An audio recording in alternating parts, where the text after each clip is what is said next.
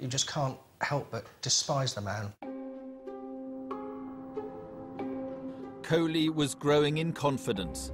He had a new name, job, identity, and despite already having a wife and 2 children in Southampton, he decided to remarry, bigamously. It's almost chameleon-like. He's just started a new life over again. There's no thought of his wife, no thought or contact with his 2 sons.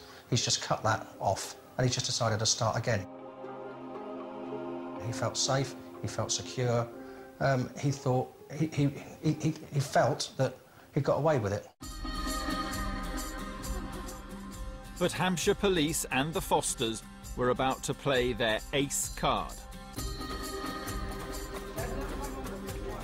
In an unprecedented move, Hillary and Trevor travelled to India and appealed directly to 1.2 billion Indians for help.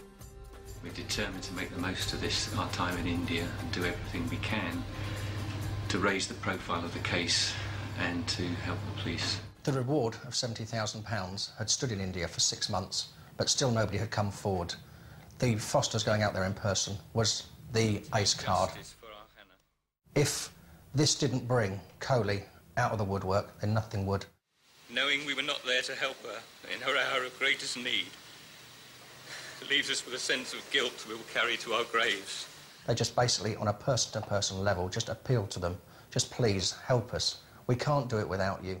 She didn't deserve to die so young, in such a callous and terrifying manner.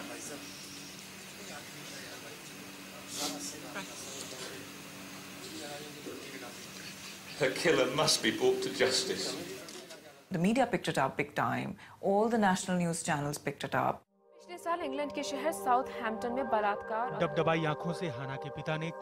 Their press conference was a prime-time news story for us.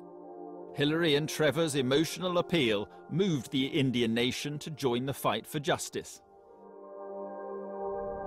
They understood, they sympathized. It was a sad, moving story with parents making an emotional appeal, and with Indians, emotion really works. Until now, only a few really knew about the hunt for Kohli. But not anymore. The Fosters' message hit even the remotest parts of India. I saw his pictures on the telly, and it was a disguised photo, like with all the beards and heady scarf. But his eyes looked very familiar to me, and I thought it's Mike Dennis. So I phoned the helpline. Maninder Pal Singh Kohli. I just turned to the TV and I just tried to look at him, And as soon as I saw him, I started to shiver myself. I knew this guy. Kohli knew his time was up. Everywhere he went, people looked for him.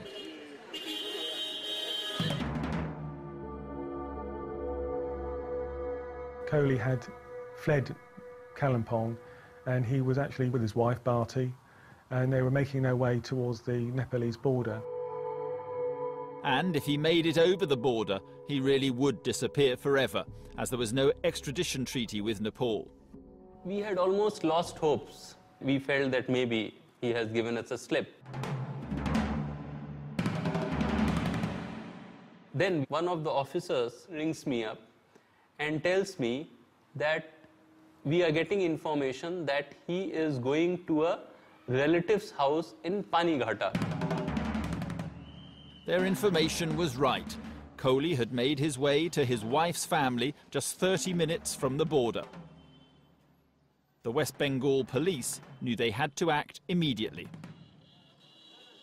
We decided we should alert our local police station unit. The officer in charge, Mr. V.K. Singh, he reaches that house and he says that he has gone to a nearby bus stand to catch a bus. But Rajiv's officers were still 2 minutes away, and Kohli was about to board a bus to Nepal and freedom. So Rajiv phoned through all the information he had to a local off-duty officer. Looked for a man in a red T-shirt travelling with a woman. This guy is not part of the operations. He doesn't know who is Maninder Pal Kohli. Then he comes across a lady and a man who is wearing a red t-shirt. He did not accept that he is Maninder Pal Kohli. He gave a false name.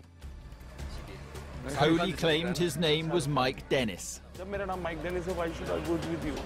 The local police officer didn't believe him, and 16 months after murdering and raping Hannah Foster, he was arrested.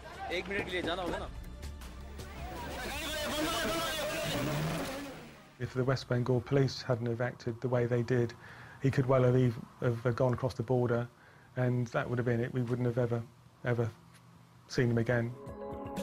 Kohli was just minutes from getting away with this murder. If that bus had come along, he'd have been across the border, he'd have been safe.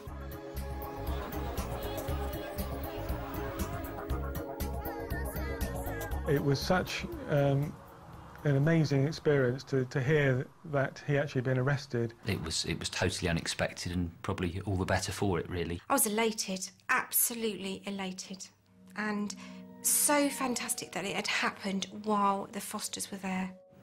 Never in our wildest dreams did we expect an arrest be made while we were in the middle of this short visit. All the Indian journalists were around them, slapping on the back, just cheering with them. It had come so quickly, and I think, you know, that they had sort of resigned themselves to the fact that they might not ever find him, but to actually be in India, be there, and know that he was coming down to Delhi, and, you know, that he would have his day in court and they would have their day in court. It was just a marvellous feeling.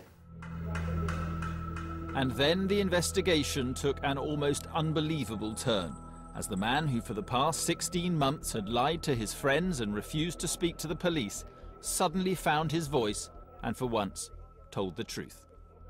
He sat down and, you know, I started by, I think, asking the most obvious questions, and I was really surprised that he was actually quite forthcoming. Actually, I done a crime over there.